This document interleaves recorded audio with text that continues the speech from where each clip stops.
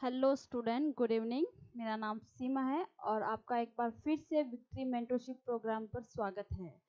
हमने पिछली क्लासेस में आपके बंगाल के नवाब से लेके आपकी कालकोठरी की घटना कैसे होती है, प्लासी का युद्ध हुआ, बक्सर का युद्ध हुआ और आपकी इलाहाबाद की संधि तक हमने टॉपिक को कवर कर लिया था। सबसे पहले आपको जो भी पिछली क्लासेस में पढ़ाया गया है उसको एक बार जाके क्लास को देखिए, तभी आपको ये क्लास समझ में आएगी, क्योंकि सारी क्लासेस जो है वो एक दूसरे से कनेक्ट है। जब तक पिछली क्लासेस के वीडियोस को आप नहीं देखेंगे, उसको नहीं रीड करेंगे, तब तक ये क्लास आपको समझ में नहीं आएगी। विक्ट्री मेंटरशिप प्रोग्राम जो आपका चैनल है उसको आप सब्सक्राइब कीजिए, ताकि जब भी क्लास हो आपके पास में उस क्लास का नोटिफिकेशन आ जाए और उस क्लास को आप तुरंत ही ज्वाइन कर ले। तो चलिए आज हम अपनी शुरुआत करते हैं एक न्यू टॉपिक से, जो बहुत ही इम्पोर्टेंट टॉपिक है आपके पीटी के फैक्ट के लिए, जो है आपके मैसूर साम्राज्य का।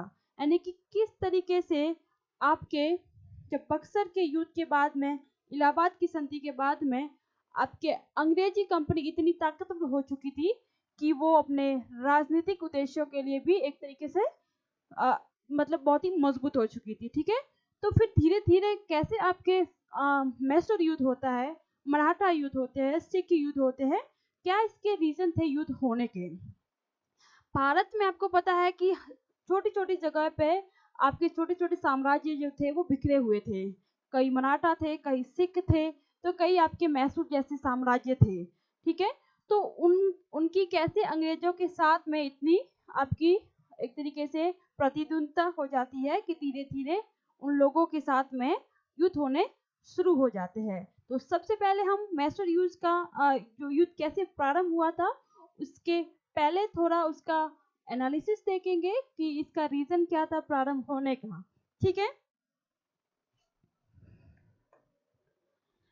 तो मैसूर साम्राज्य जो था उस पे जिस वंश का शासक था वो था आपका वाडियार वंश। ठीक है, आपके जो कुछ फैक्ट क्वेश्चंस आपको जो फैक्चुअल यहाँ पे दिखते हैं, जिसको मैं कह रही हूँ कि आपको अगर नोट डाउन करना है तो उसको आप अपने नोटबुक में नोट डाउन करते जाइएगा, क्योंकि इससे पीटी में डायरेक्ट क्वेश्चंस बनते हैं आपके। तो मैसूर पे किसका शासन था, आपका शासन था, तो वो था आपका वाडियर वंश का यहाँ पे शासन था। और इस वंश के जो अंतिम आपके शासक थे वो थे चिक्का कृष्ण देव राय द्वितीय। ठीक है, ये आपके अंतिम मैसूर राज्य के शासक थे और इनके शासन काल में वास्तविक जो यहाँ पे सत्ता थी वो आपके देवराज और नंदराज के हाथ में थी, जो दो भाई थे। यानी कि इस आपके साम्राज्य का शासक तो कृष्ण देव आपके कृष्ण देव राय थे, लेकिन जो वास्तविक संस्था थी, यानी जो साम्राज्य को चला रहा था, जिसके रूल रेगुलेशन फॉलो हो रहे थे, वो आपकी सत्ता हाथ में थी देवराज और आपके नंदराज के हाथों में थी। तालिकोट के निर्णायक युद्ध, जिसमें विजयनगर साम्राज्य के यहाँ पे अंत हो जाता है और जितने भी आपके आपके स्वतंत्र राज्य थे उनका यहाँ पे जन्म धीरे धीरे हो जाता है, जिसमें से एक राज्य था आपका मैसूर राज्य। यानी कि तालिकोट का युद्ध जो है, उस युद्ध के बाद में आपके विजयनगर साम्राज्य जो था उसका एक तरीके से अंत हो चुका था, और अंत होने के बाद में छोटे छोटे राज्य जो थे वो आपके वहां पे स्टार्ट हो गए थे, जन्म लेना शुरू कर दिया था उन लोगों में, जिसमें से मैसूर भी एक उनमें से वो राज्य था। मैसूर में इस समय मराठा और निजाम के बीच में पहले से ही संघर्ष चल रहा था। ठीक है, 1749 में नंदराज, जो कि मैसूर राज्य में राजस्व और वित्त का एक तरीके से नियंत्रण करता था, वहां का हेड था, और हैदर अली को महत्वपूर्ण एक सैन्य पद वहां पे दे रखा था। यानी कि कृष्णदेव राय आपके शासक तो थे मैसूर के, लेकिन आपकी जो वास्तविक जो सत्ता देवराज और नंदराज के हाथ में थी, तो उन्होंने जो सैन्य पद दे रखा था वो दे रखा था हैदर अली को। तो नेक्स्ट आपका शासक बनता है मैसूर राज्य पे, वो आपके हैदर अली ही थे। 1761 तक आपके हैदर अली के पास में मैसूर की जितनी भी शक्तियां थी वो उनके हाथ में आ गई थी, और जो डिंडीगुल है उसमें हैदर अली ने फ्रांसीसियों के सहयोग से 1755 में आपके एक शस्त्रागार की स्थापना करते हैं। यानी कि हैदर अली जो है वो फ्रांसीसी सेना की सहायता से एक तरीके से अपनी जो सैनिक के उद्देश्य से एक अपना शस्त्रागार यानी कि एक तरीके से वो एक एकेडमी के तौर पे खोलते हैं, जिसमें सारे उनको वहाँ पे सिखाया जाता था सैनिकों को कि किस तरीके से युद्ध में रणनीति बनानी है, कौन से आपके विपन्स जो है सारे वो यूज करने हैं। ठीक है। मैसूर पर जो अंग्रेजी नियंत्रण को लेकर यहाँ पे 4 युद्ध लड़े जाते हैं। यानी कि मैसूर साम्राज्य, हैदर अली के बीच में और आपके अंग्रेजों के बीच में 4 मैसूर के युद्ध होते हैं, जिसमें पहला मैसूर युद्ध होता है आपका 1766 से लेके आपके 69 तक। दूसरा जो होता है वो होता है आपके 80 से लेके 84 तक।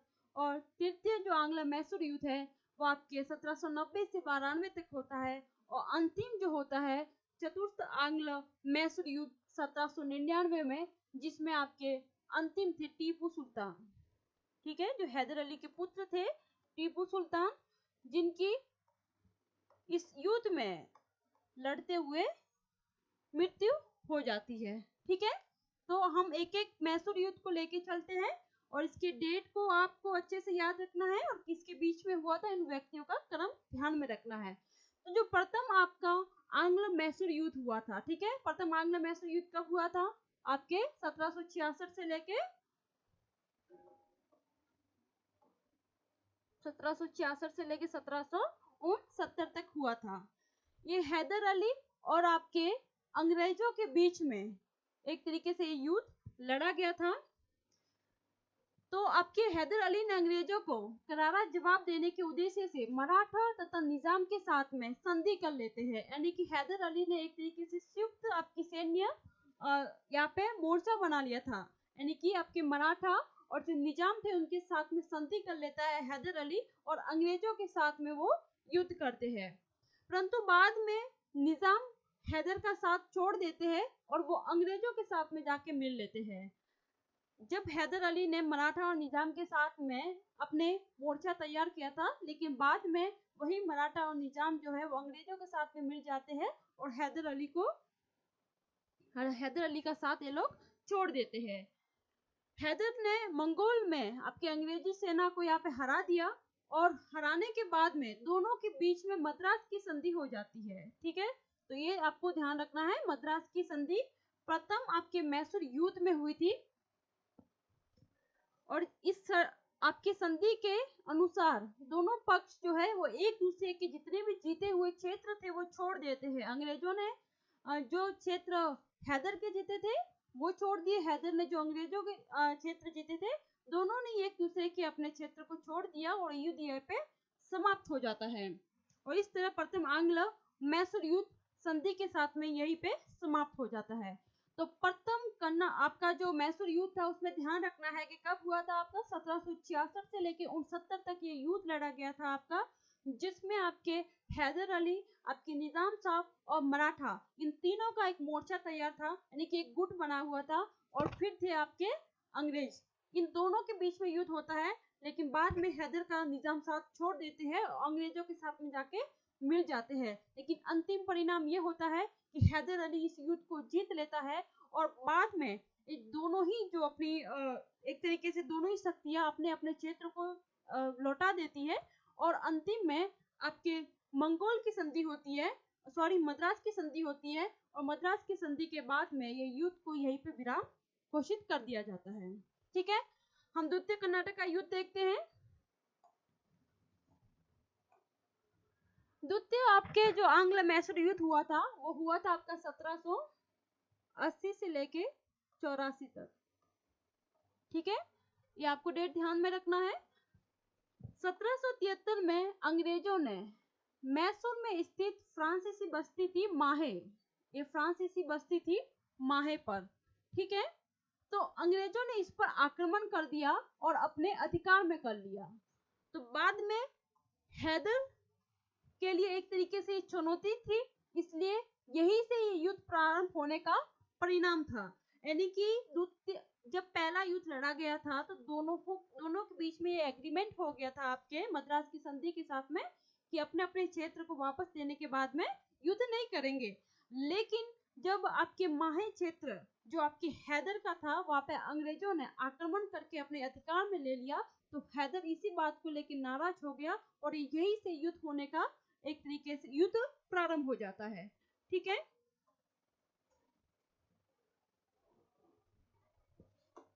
1781 में हैदर का सामना अंग्रेज के जो जनरल आयरकोट थे उनसे होता है, और वारन हेस्टिंग ने हैदर के विरुद्ध आपको किसको भेजा था? आयरकोट को भेजा था। यानी कि इस युद्ध में लीड करने के लिए जो आपके भारत में जो गवर्नर थे वो थे आपके वारन हेस्टिंग थे। आपके इन्होंने आयरकोट को भेजा था आपके सेकेंड मैसूर युद्ध को लड़ने के लिए हैदर के विरोध में। आयरकोट ने पोर्टोनोवा के युद्ध में हैदर को यहाँ पे हरा देते हैं। 1782 में हैदर युद्ध के क्षेत्र में घायल हो जाते हैं और 7 दिसंबर 1782 को उनका यहीं पे निधन हो जाता है। और फिर उसके बाद में उनके बेटे टीपू सुल्तान जो है वो इस युद्ध में उनकी भूमिका निभाते हैं। हैदर की मृत्यु के बाद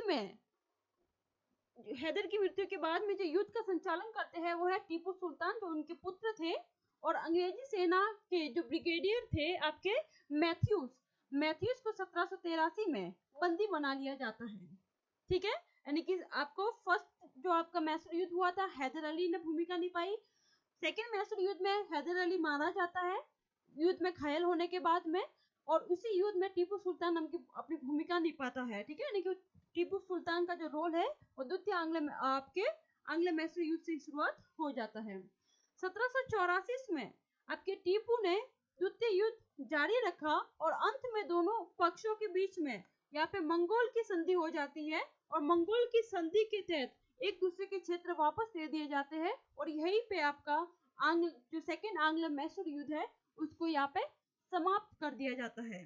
ठीक है, तो इस आपके युद्ध में जो इम्पोर्टेंट आपको ध्यान रखना है वो है कब ये युद्ध हुआ था, सेकेंड मैसूर युद्ध, तो वो है आपका 1780 से लेके 84 में। ठीक है, ये आपको डेट ध्यान रखना है। डेट ध्यान रखने के बाद में आपको ध्यान रखना है कि किसके बीच में हुआ था, तो ये हुआ था आपका जो सेकेंड आपका मैसूर युद्ध हुआ था वो आपके आयरकुट और आपकी हैदर के बीच में होता है। ठीक है, हैदर की मृत्यु के बाद में उनके पुत्र जो है वो टीपू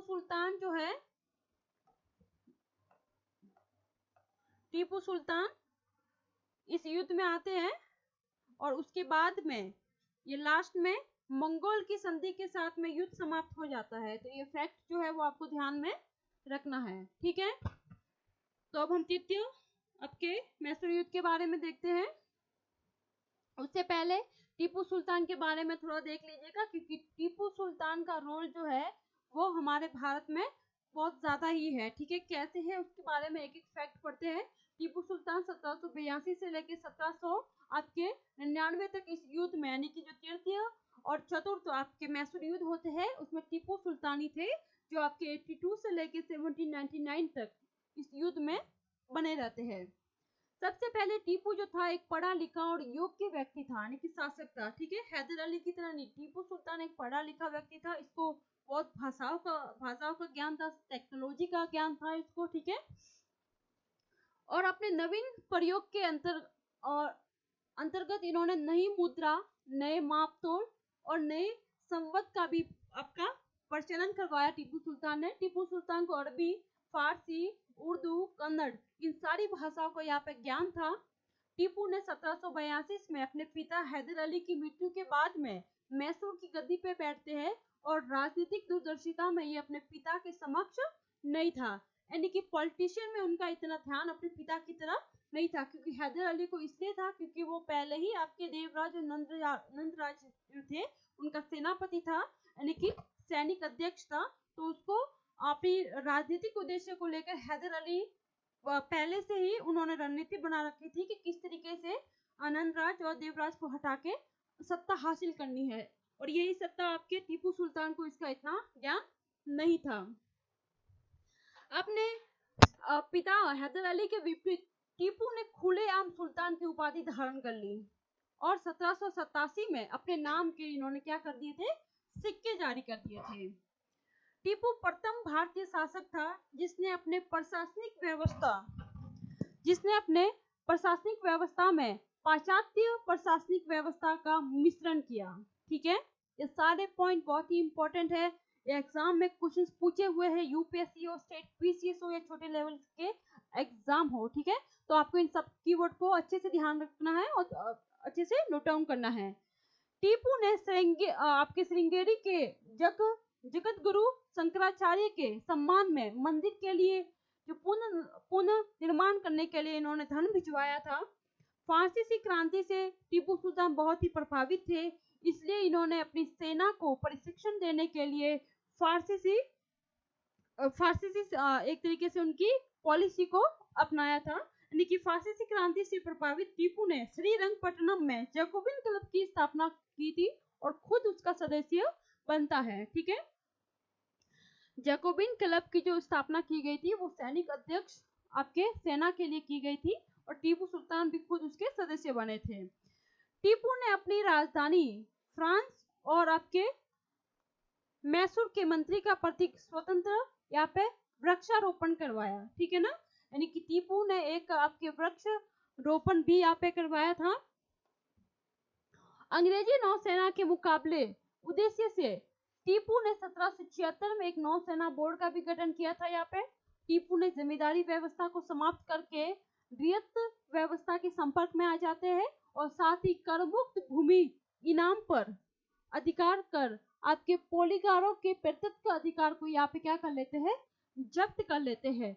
यानी कि टीपू ने जमींदारी व्यवस्था को समाप्त कर दिया था और इस तरीके से रियतवाड़ी व्यवस्था जो थी वो स्थापित की थी। जमींदारी व्यवस्था वो होती थी जो आपके बड़े बड़े जमींदार लोग होते थे, जिसपे छोटे कृषक लोग जाके उस जमीन पे क्या करते थे, उनकी जमीन पे खेती बाड़ी करते थे, लेकिन उनको कृषकों को जो करने वाले लोग थे उनको उसकी अवेज में कुछ नहीं मिलता था, क्योंकि सारा टैक्स के माध्यम से आधा राज्य के खजाने में चला जाता था तो आधा जमींदारों को चला जाता था। ठीक है, अगर फसल बर्बाद भी हो जाती थी तो भी भुगतान उनको करना पड़ता था।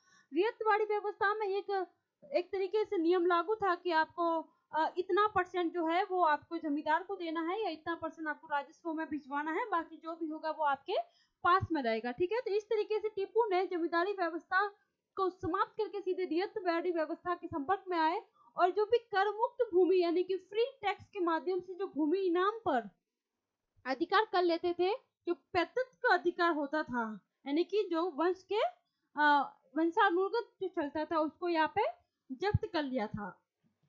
टीपू सुल्तान ने अपने समकालीन विदेशी राज्यों में मंत्री संबंध बनाने और अंग्रेजों के विरुद्ध उनकी सहायता प्राप्त करने के उद्देश्य से उन्होंने विभिन्न विदेशी लोगों से सहायता ली थी ताकि किस तरीके से अंग्रेजों को हराया जा सके। ठीक है, तो उसमें कौन कौन से वो देश थे, वह थे आपके अरब, कस्तूतुनिया, आपके काबुल थे और मॉरिशस थे। वहाँ पे उन्होंने अपने दूत मंडल भेजे। दूत मंडल इस तरीके से आप वर्तमान में देखिए आपके इंडियन जो फॉरेन सर्विसेज जो होते हैं आपके ऑफिसर्स होते हैं, तो पहले उस जमाने में उनके दूतावास होते थे, दूता मंडल होते थे, जो अगर राजा की तरफ से कोई बात विदेश में भेजनी है या उनका प्रस्ताव वहाँ पे रखना है तो वहाँ पे अपने प्रस्ताव लेके जाते थे कि हाँ हमें अपनी सैनिक सहायता चाहिए, व्यवस्था चाहिए, जिस तरीके से आजकल विदेश मंत्री होते हैं आपके। ठीक है ना, तो इसी तरीके से आपके जब टीपू को लगा कि अंग्रेजों को हराने के लिए उनको एक फ्रांसीसी सैनिक की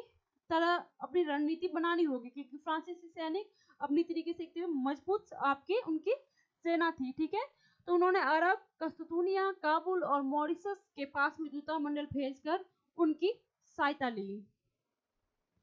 साम्राज्यवादी लेखकों ने टीपू को सीधा और सादा देत्व कहा है, यानी कि आपके साम्राज्यवादी जितने भी लेखक थे, आपके राइटर्स थे, उन्होंने टीपू को एक तरीके से उपाधि दी थी, वो थी सादा देत्व की उन्होंने उपाधि दी थी। तो ये था टीपू सुल्तान के बारे में आपकी।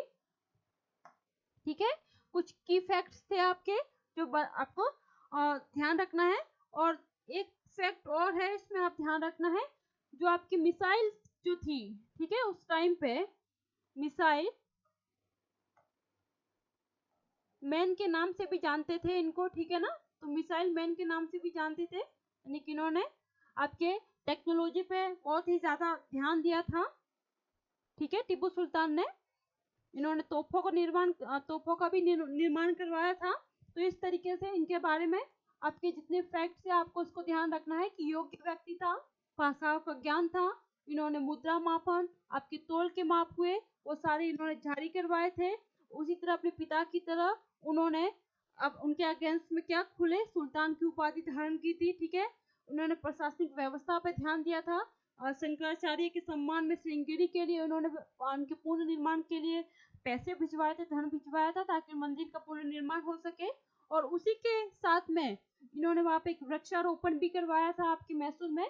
साथ में आपकी विदेशी सहायता के लिए सैनिक मजबूती के लिए विदेशी सहायता ली थी उन्होंने, जो आपके अरब कस्तूनिया हुए, काबुल हुए, वहां पे अपने युद्ध मंडल भेजे थे। और उन्होंने एक टेक्नोलॉजी में भी बहुत ही ज्यादा इनका योगदान रहा था, ठीक है। इसके बाद में आपके हम देखते हैं कि तृतीय आंग्ल मैसूर युद्ध कैसे हुआ था, क्या रीजन था, इसके बारे में भी हम देखते हैं, ठीक है।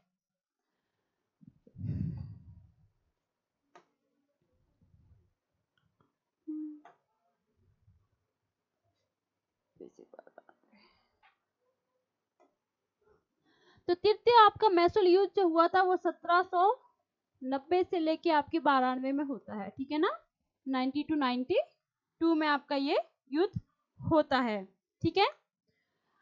अब इस युद्ध का क्या कारण था, तो इस युद्ध का कारण था अंग्रेजों की दोहरी नीति का कारण था, ठीक है। अंग्रेजों ने टीपू पर फ्रांसीसियों से दोस्ती और त्रावणकोर पर आक्रमण करने का क्या लगा दिया था, आरोप लगा दिया था। यानी कि अंग्रेजों ने आरोप लगाया था टीपू पर कि वो फ्रांसीसियों से दोस्ती कर रहे हैं और त्रावणकोर जो क्षेत्र था वहां पे इन्होंने आक्रमण करने के लिए वहां के राजा को क्या किया था, भड़का दिया था, ठीक है। अंग्रेजों ने मराठा और निजाम के सहयोग से श्रीरंगपट्टनम पर आक्रमण किया और इसे टीपू यहाँ पे क्या हो जाते हैं, पराजित हो जाते हैं। यानी कि अंग्रेजों ने मराठा और निजाम का सहयोग लिया। सबसे पहले मराठा निजाम ने हैदर अली का सहयोग लिया था, ठीक है। हैदर अली के साथ में भी वो मिले थे लेकिन बाद में उनका साथ छोड़ देते हैं और तीसरे कर्नाटक मैसूर युद्ध में वो अंग्रेजों का साथ दे देते हैं, ठीक है। तो इस तरीके से टीपू सुल्तान को तृतीय मराठा युद्ध में हार का सामना करना पड़ता है। फरवरी 1792 में तत्कालीन गवर्नर जनरल थे कॉर्नवालिस ने आपके टीपू के श्रीरंगपट्टनम पर स्थित किले को घेर कर वहां पे क्या कर ली, संधि कर ली, ठीक है। और उस संधि का नाम था श्रीरंगपट्टनम की संधि, जो आपके 1792 में ये संधि होती है, श्रीरंगपट्टनम की संधि, ठीक है। तृतीय आंग्ल मैसूर युद्ध में सिर्फ इतना ध्यान रखना है कि एक मैसूर जो युद्ध हुआ था वो टीपू पे आरोप लगाया था, उसी के संबंधित इन्होंने युद्ध का सिर्फ बहाना ढूंढा और फिर उनको श्रीरंगपट्टनम में टीपू को पराजित करके उनके साथ में संधि कर लेते हैं। संधि की शर्तों के अनुसार, यानी कि जो श्रीरंगपट्टनम की संधि होती है उस संधि में, ठीक है, उस संधि में टीपू को राज्य का आधा हिस्सा अंग्रेजों और उसके सहयोगियों को देना था, ठीक है। टीपू को अपने राज्य का आधा हिस्सा अंग्रेज और उसके सहयोगियों को देना था और साथ ही युद्ध के हट जाने के रूप में टीपू को 3 करोड़ रुपए अंग्रेजों को देना था। और टीपू 3 करोड़ रुपए नहीं देगा तो उनके जो तो पुत्र थे वो अंग्रेजों के कब्जे में रहेंगे, ठीक है। यानी कि जब श्रीरंगपट्टनम की संधि हुई थी तो संधि के अनुसार अंग्रेजों ने डिमांड की थी कि आपको टीपू को आधा हिस्सा उनका क्षेत्र को देना होगा, जो भी युद्ध क्षेत्र में उनके पैसा जो भी लगा है उनके हट जाने के रूप में 3 करोड़ रुपए मांगे। अगर 3 करोड़ रुपए जब तक नहीं देगा टीपू तब तक उनके जो 2 पुत्र थे वो टीपू के पास में रहेंगे, आपके अंग्रेजों के पास में रहेंगे। और तृतीय आंग्ल मैसूर युद्ध के बारे में कॉर्नवालिस ने एक अपना कथन दिया था, एक कोट्स दिया था और बोला था कि बिना अपने मित्रों को शक्तिशाली बनाए, हमने अपने शत्रुओं को कुचल दिया। ठीक है, तो ये कोट्स किसने दिया था? कॉर्नवालिस ने दिया था कि बिना अपने मित्रों को शक्तिशाली बनाए हमने अपने शत्रुओं को कुचल दिया था। ठीक है, तो आपके इस का मैसूर युद्ध था। और उसके बाद में हम चौथा मैसूर युद्ध देखते हैं।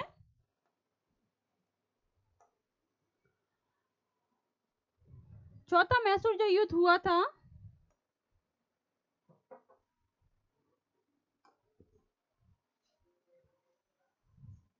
1799 में। ठीक है, और इसी युद्ध के बाद में मैसूर युद्ध जो है वो आपका मैसूर साम्राज्य जो है वो एक तरीके से नष्ट हो जाता है, अंग्रेजों के उस पर अधिकार हो जाता है। और जो कृष्णदेव राय थे द्वितीय जो थे, उनको वो एक साम्राज्य वहाँ पे सौंप दिया जाता है जहाँ पे वो शासन करते हैं, और एक पेंशन बांध दी जाती है अंग्रेजों के द्वारा कि अब आगे से वो लोग ना तो कोई युद्ध करेंगे, ना किसी से आपकी विदेशी सहायता लेंगे। और इस तरीके से एक तरीके से मैसूर साम्राज्य वहीं पर अंत हो जाता है। ठीक है, तो चतुर्थ जो आपका अगला मैसूर युद्ध जो 1799 में होता है, उसमें आपका युद्ध का कारण था कि टीपू सुल्तान द्वारा अंग्रेजों की जो सहायक संधि की थी, सहायक संधि की शुरुआत, ध्यान रखना है मैंने पहले भी बताया था, पुर्तगाल की कंपनियां जब आई थी आपकी, यूरोपीय कंपनियां जो आई थी, जिसमें से थे फ्रांसीसी कंपनी है, और उसमें फ्रांसीसी कंपनी में एक गवर्नर बन के आया था, वो था आपका डुप्ले साहब। ठीक है, यानी कि डुप्ले जो था वो सहायक संधि लाने वाला पहला भारत में व्यक्ति था। ठीक है, लेकिन एक सहायक संधि को जो राजनीतिक उद्देश्य से भारतीय साम्राज्य के बीच में जिसने यूज किया, लाया था, वो थे वारन हेस्टिंग आपके। ठीक है, ये बहुत ही इंपॉर्टेंट टॉपिक है, मतलब फैक्ट है, क्योंकि ये आपके यूपीएससी ने क्वेश्चन पूछा हुआ है कि सहायक संधि को लाने का श्रेय किसको दिया जाता है, तो वारन हेस्टिंग नहीं होंगे, वो है आपके डुप्ले। लेकिन इस संधि को किसने उपयोग में लाया था, तो वो होंगे आपके वारन हेस्टिंग होंगे। ठीक है, तो चतुर्थ आंग्ल मैसूर युद्ध का कारण था टीपू सुल्तान द्वारा अंग्रेजों की सहायक संधि को नहीं स्वीकार किया जाना। सहायक संधि में यह होता था कि सीधा सीधा अंग्रेज एग्रीमेंट करवा लेते थे कि आप कोई भी सेना नहीं रखेंगे, हमारा एक सैनिक अध्यक्ष होगा, वो आपकी सेना के बाहर रखेंगे, मतलब सेना नहीं रखेंगे, किसी विदेशी सेना की सहायता नहीं लेंगे। ठीक है, और जितनी सेना होती थी उनकी सेना को हाफ कर दिया जाता था कि अगर आपके पास 40,000 सेना है, मतलब पैदल सैनिक है, तो आप 20,000 कर लीजिए, आपकी घुड़सवार इतने सैनिक है तो आप इतने कर दीजिए। एक तरीके से सहायक संधि का रोल इतना ही था कि आप इतनी सेना नहीं रख सकते हैं, विदेशी सहायता नहीं ले सकते हैं, और हमारा एक व्यक्ति आपके पास रहेगा तो ये निगरानी रखेगा कि आपका साम्राज्य क्या कर रहा है, कहीं हमारे खिलाफ युद्ध की तैयारी नहीं कर रहा, रणनीति तो नहीं बना रहा है। बस यही एक सहायक संधि थी जिसको आपको सीधा शॉर्ट टर्म में समझना है। तो इस सहायक संधि का प्रस्ताव जो टीपू सुल्तान के पास में रखा गया था, अब रखने का कारण क्या था, क्योंकि जब तृतीय आंग्ल मैसूर युद्ध समाप्त हुआ था, तब इस युद्ध में आपके श्रीरंगपट्टनम की संधि होती है। श्रीरंगपट्टनम की संधि में आधा हिस्सा टीपू को देने का वादा किया गया था कि अंग्रेज उसको टीपू अंग्रेजों को देगा, 3 करोड़ का हर्जाना देने का वादा किया गया, और साथ में जितनी भी आपके अंग्रेजों के द्वारा वहाँ पे उनको देने के जितने भी प्रस्ताव लाए थे, वो टीपू उनके अगेंस्ट में था कि वो उनकी एक भी बात को नहीं मानेगा। वही एक सहायक संधि थी। तो सहायक संधि को स्वीकार नहीं करने की वजह से आपका चतुर्थ आंग्ल मैसूर युद्ध जो है वो प्रारंभ हो जाता है। ठीक है, और इस युद्ध में टीपू ने अंग्रेजों से मुकाबला करने के लिए अंतरराष्ट्रीय सहयोग लेने की दिशा में प्रयास किया, जिससे नेपोलियन से उन्होंने क्या किया था, पत्र व्यवहार किया था। ठीक है, यानी कि इस युद्ध में सहायता लेने के लिए इन्होंने विदेशी सहायता मांगी थी, जिसमें नेपोलियन का इन्होंने साथ लिया था।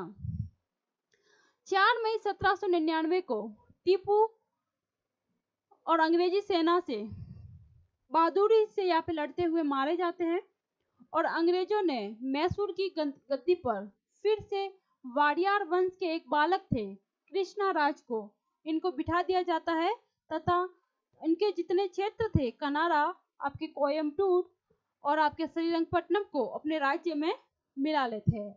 यानी कि 1799 में टीपू सुल्तान युद्ध करते हुए मारे जाते हैं, और इस युद्ध के बाद में आपका चतुर्थ आंग्ल मैसूर युद्ध हमेशा के लिए समाप्त हो जाता है, और फिर वाडियार वंश जो आपके पहले से ही शासन करते आ रहा था यहाँ पे, उस वंश के जो एक बालक थे, जो कम उम्र के अल्प वयस्क आपके जो कृष्णराज थे, उनको आपकी गद्दी पे बिठा दिया जाता है और उनके क्षेत्र थे कनारा, कोयम्बटूर और श्रीरंगपट्टनम को अपने राज्य यानी कि अंग्रेजी क्षेत्र के जितने भी आपके कंट्रोल में थे उनके साथ मिला दिया जाता है।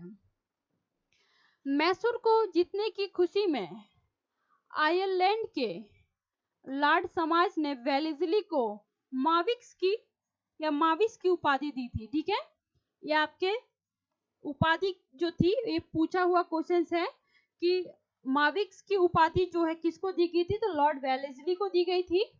ठीक है, लॉर्ड वेलेस्ली को ये उपाधि दी गई थी और किस उपलक्ष्य में दी गई थी, तो ये दी थी आपके चतुर्थ आंग्ल मैसूर युद्ध को जीतने के लिए जो पॉलिसी उन्होंने बनाई थी और किस तरीके से मैसूर को अपने कब्जे में कर दिया था। ठीक है, तो इस तरीके से हमने आपके चारों मैसूर युद्ध जो थे वो समाप्त कर दिए।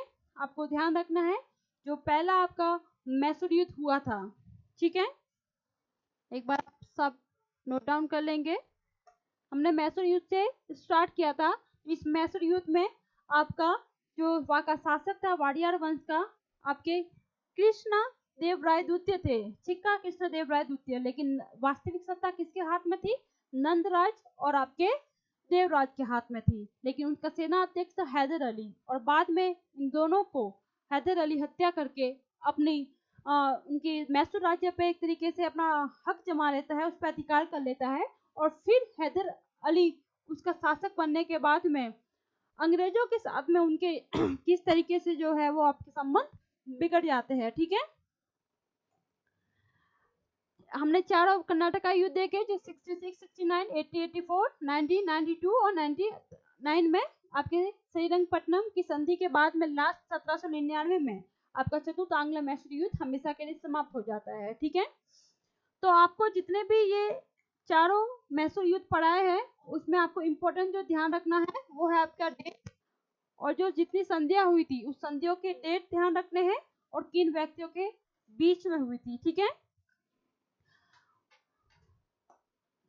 तो इसके संबंधित अब आपको जैसे ही कोई टॉपिक आपका कंप्लीट हो जाता है तो टॉपिक कंप्लीट करने के बाद में अपने पीवाई के आपके पीवाई क्यू देखिए जो पिछले एग्जाम्स में पूछे हुए हैं, स्टेट पीसीएस हो, आपके यूपीएससी की कोई बच्चे अगर तैयारी करे स्टूडेंट लोग तो वो भी अपने पीवाई क्यू चेक कीजिएगा कि इससे संबंधित क्वेश्चन क्या पूछा हुआ है क्या नहीं पूछा हुआ है। ठीक है, ये टॉपिक आपके सामने रखा इसलिए गया है क्योंकि इसके संबंधित डायरेक्ट क्वेश्चन ये बना हुआ है कि अगर आपका सीधा स्टेट पीसीएस में एग्जाम पूछा जाता है कि प्रथम मैसूर युद्ध हुआ था, द्वितीय मैसूर युद्ध हुआ था, तो एक साइड में आपकी डेट लिख की जाती है कि वो कब हुआ था। ठीक है, मिलान करना है सीधा आपको, तभी आपको आंसर मिलेगा। एक दो डेट भी अगर आपको याद रहेगी फैक्ट की तो आप उसको पूरे क्वेश्चन को सॉल्व कर जाएंगे। ठीक है,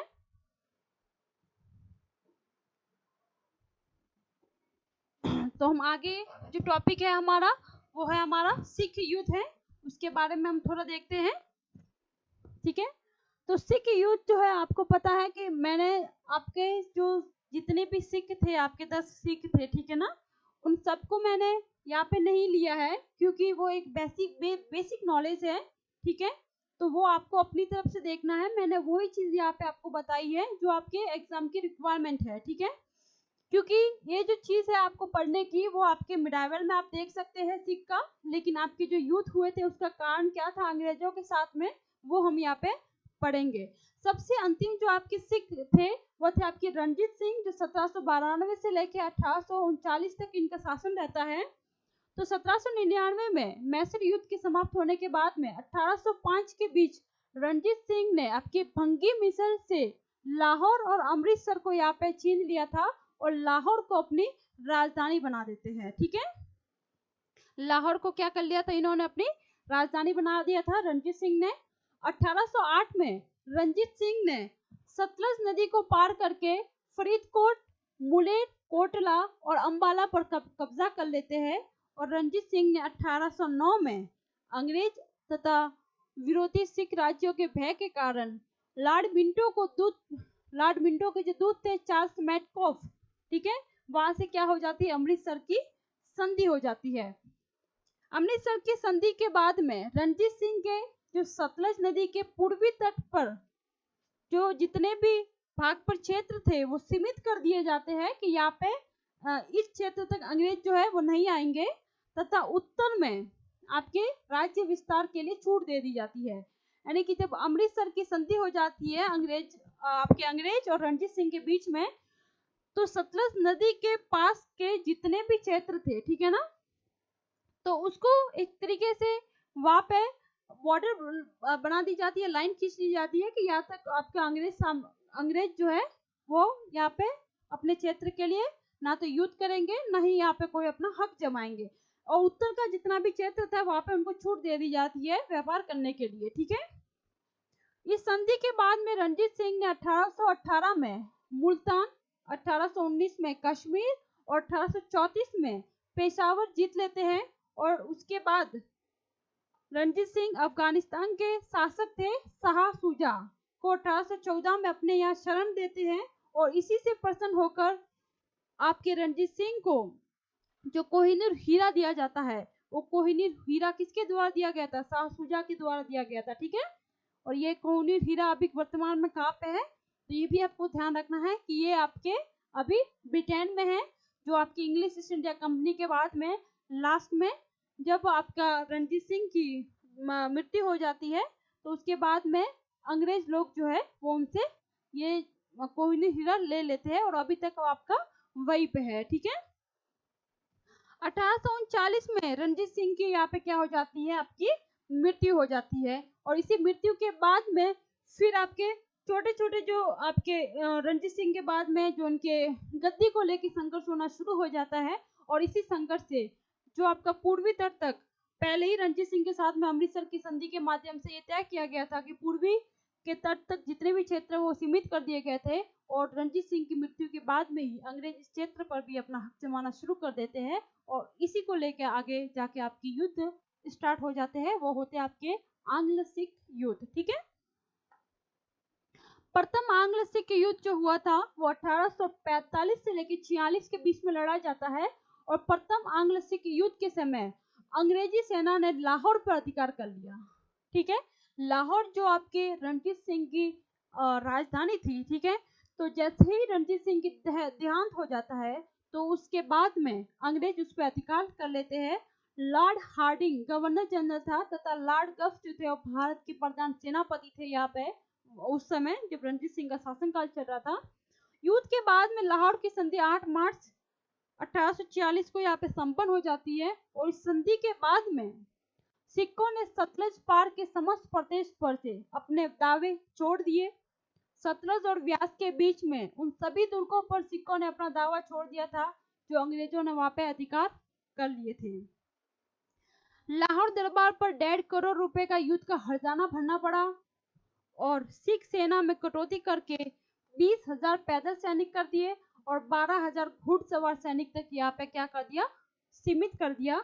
और एक ब्रिटिश रेजिमेंट को लाहौर में नियुक्त कर दिया। अभी थोड़ी देर पहले मैंने आपको यही बताया था कि तृतीय आंग्ल आपका जो चतुर्थ मैसूर युद्ध हुआ था उसका कारण ही यही था कि टीपू सुल्तान ने अंग्रेजों को जो आपके जितनी उन्होंने डिमांड रखी थी वो टीपू नहीं उसकी पूरी कर सकता था, क्योंकि 3 करोड़ की डिमांड की थी, उन्होंने आधा हिस्सा जो है वो अंग्रेजों को देने को कहा था। एक तरीके से सहायक संधि होती थी, ठीक है।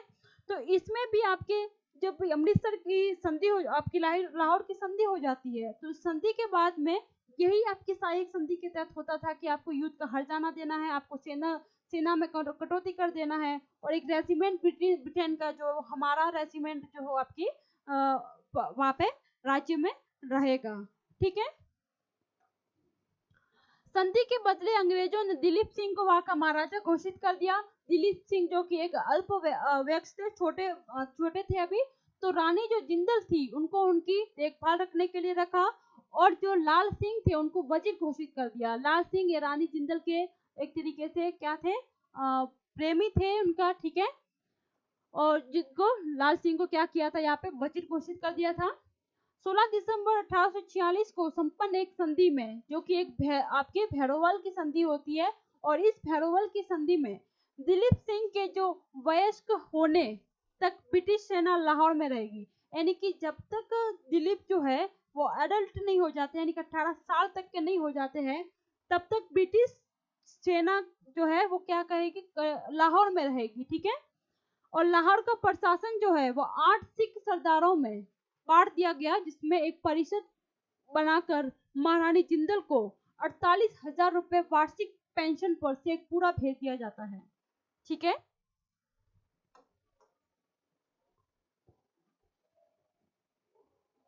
आपको ध्यान ये रखना है कि संधि के बदले में उसके बाद में जब रणजीत सिंह की देहांत हो जाता है तो फिर दिलीप सिंह महाराजा बनते हैं और उसके बाद में रानी जिंदल को उनकी संरक्षिका और वजीर घोषित कर दिए जाते हैं लाल सिंह। लेकिन बाद में 16 दिसंबर 1846 को भेरोवल की संधि होती है और संधि के बाद में जब तक दिलीप जो है वो बड़े नहीं हो जाते तब तक लाहौर में इंग्लिश रेजिमेंट की सेना रहेगी और फिर जो आपकी रानी जिंदल को उनकी देखभाल करने के लिए रखा था तो बाद में उनको हटा दिया जाता है और उनको एक वार्षिक पेंशन बांध दी जाती है 48,000 रुपए और उनको शेखपुरा हमेशा के लिए भेज दिया जाता है। ठीक है, सर हेनरी लॉरेंस लाहौर में रेजिमेंट के रूप में वहां पे फिर नियुक्त होते हैं। द्वितीय आंग्ल से आपका जो सिख युद्ध था वो आपका 1848 से 49 के बीच में होता है और इस युद्ध का तात्कालिक कारण था मुल्तान के सूबेदार थे मूलराज, उन्होंने विद्रोह कर दिया और मूलराज शेर सिंह और उत्तर सिंह ने पंजाब को ब्रिटिश प्रभाव से मुक्त कराने के लिए यहाँ पे विद्रोह किया था। ठीक है, जब आपके प्रथम आंग्ल सिख युद्ध के बाद में अंग्रेज लाहौर में जब वापस स्थापित होगी कि जब तक दिलीप बड़े नहीं होंगे तब तक वो अंग्रेज वहीं पर रहेंगे, लेकिन ये बात जो थी वो मूलराज शेर सिंह और उत्तम सिंह को वो वहाँ पे अच्छी नहीं लगी तो इन्होंने उनके खिलाफ विद्रोह कर दिया और द्वितीय आंग्ल सिख युद्ध के समय ब्रिटिश गवर्नर थे आपके लॉर्ड डलहौजी। ठीक है ना, कौन थे?